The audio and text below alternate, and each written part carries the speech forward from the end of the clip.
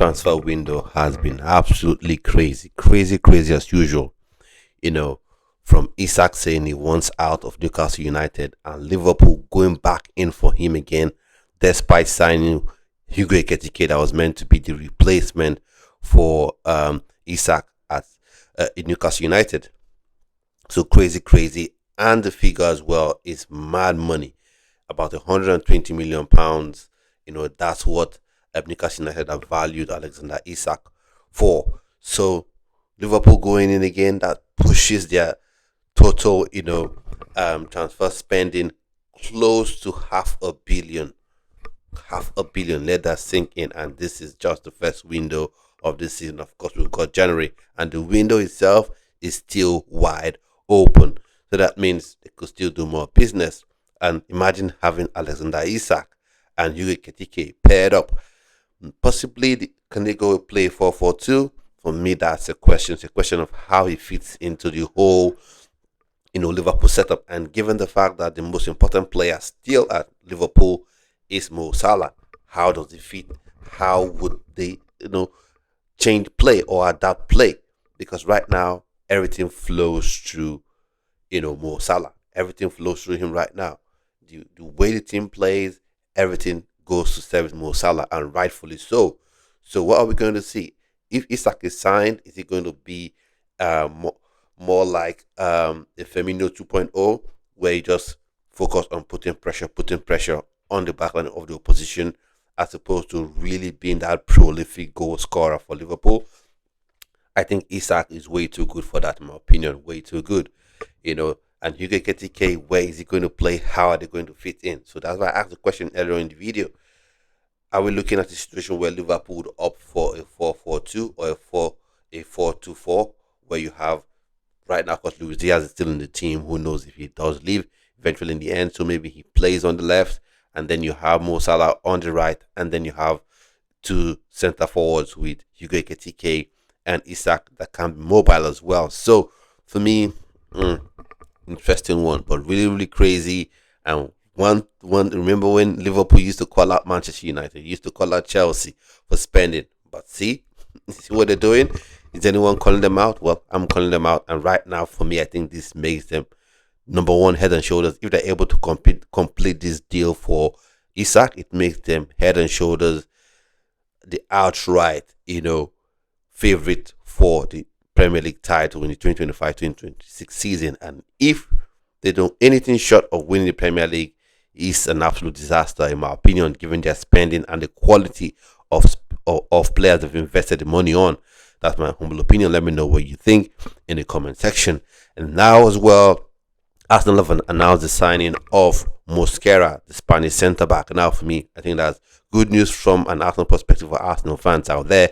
I think that's very, very good news, because I think we usually have situations, at least Arsenal fans I'm sure would remember, how each time they had injuries to Saliba or injuries to Gabriel to a lesser extent, their entire season would just plummet, just take a nosedive until when he would return from injury, when either of those defenders will return from injury. So I think that's a good move. At least you have a backup, but he has to come prove himself in the Premier League, because we've had Mustafi from Valencia. I remember Mustafi, Arsenal fans. He came and was an utter train wreck for you guys. So those opinions on signing Mosquera. Is it someone you're happy with, or there are other centre back options that you would have rather gone for? For me, I'm a Chelsea fan. I don't want to lose any Chelsea player. I think Tosin is an absolute stud of a defender. But the way he's being treated at the minute, his 1 minute is in the team, 1 minute is out. From an Arsenal perspective, maybe you maybe you just put the cheeky bid in for Tosin. But I think Arsenal have got the centre back business done. So happy days for them and their fans. But can they still win the Champions League? Don't know. Can they even possibly win the Premier League? Now, for Arsenal fans, I want to ask a serious question out there. There's no banter at all. There's 100% zero banter. Now, what would be the benchmark, or what would be a passing grade for Mikel Arteta? If he how would you grade success for Mikel Arteta? I think that's a better way to put it. So if he finishes second again and finishes behind a Man City, for instance, or Liverpool again, in case they go for it, they do a double, or they repeat their title victory, or even finish behind the Maresca, and Maresca is able to lead Chelsea to winning the Premier League title. What would you expect? Would you say he still remains in the as the head coach, or he leaves, or is there a point margin? Let's say 2 points behind the league leaders, or 3 points behind the league leaders. Would that be something that would say, okay, we want to keep him in the job, or if he, or you be of the opinion to say, well, he's pushed his team as far as he can push the team, and now possibly the team would need a new voice. So let's see how. Let's see. I'd like to know your thoughts and opinions in the comment section, but let's see how things check out in the end. And now Chelsea, back to my beloved Chelsea. Chelsea, earlier on in the week, we linked to the signature of Ajax wonderkid defender Jorrel Hato. Chelsea had put in a bid earlier on for Jorrel Hato, and that bid got rejected, by Ajax, and Chelsea have gone in again, according to reports, have gone in again, put in another bid, up to 45 million euros as the entire package of that bid for Jorrel Hato, and he's also dropped, from the Ajax team. But when that usually happens during transfer season, it's usually a sign that the player is set to leave the club. Now, from a Chelsea fan's perspective, I think it's good news to have Jorrel Hato in the team, and I would like this deal done sooner rather than later. But I'd like to know your thoughts in the comment section. Jorrel Hato, is he a player you're loving? Is he a player you want at Chelsea? Or do you think there are other options that Chelsea should go for?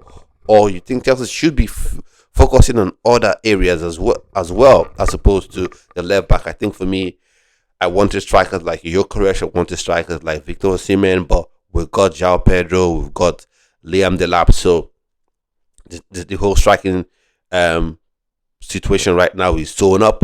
And then on the wings, we've got Bino Gittins, and there's talk about bidding for Yildiz, and Juventus have said not for sale.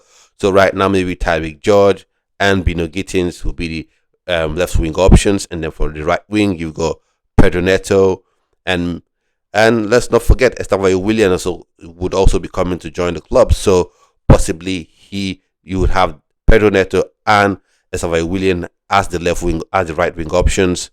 So that's sewn up. So what areas do you think more business needs to be done? In fact, some Chelsea fans were even saying, "Oh, let's go out for Isak and play him where?" If you wanted to get Isak, you probably should have gone on to sign Isak earlier in the season, and maybe you don't sign a Delap, or maybe you don't sign a João Pedro, because the spots that João Pedro would have to play in, those are the spots that Isak would also be in. And also, don't forget, some people say, "Oh, João Pedro, at some point he played a midfield earlier in his career, and then he should play in the 10 role, and then where would you play Palmer? And then if Chelsea are able to get the services of Xavi Simons, where then do you play him? If you just go on to, decide to play João Pedro in that crazy 10 position." And lastly, on this Chelsea thing, a lot of fans do this. They see something that makes the player unique in his particular position and say, "Oh, okay, we're going to use that, and we're going to play you out of position." Now, what happened with Kante? Kante, for me, I would say he is the second best 6 I've seen in my life. That's it. The first, for me, Redondo, that we should play for Real Madrid. So Kante is the second one. But one thing that set him and made him special is his mobility, his ability to move quickly, and timing, and precise tackling as well. And then for some reason, Lampard came in and said, "Oh, you're a bit quick on your feet. I'm going to play as a box-to-box midfielder as opposed to a 6. And that's when, N'Golo Kante's injury worries started. So for me, that's my thought on that issue. So Arsenal fans, Liverpool fans, Chelsea fans, what do you think about this transfer news relating to your clubs? Let me know in the comment section. And if you're new, please subscribe to the channel. Click the notification bell so you're notified each time a video comes on this channel, and do share this video to people you feel will be interested in content like this. So do have a splendid rest of your day. Stay well, stay blessed.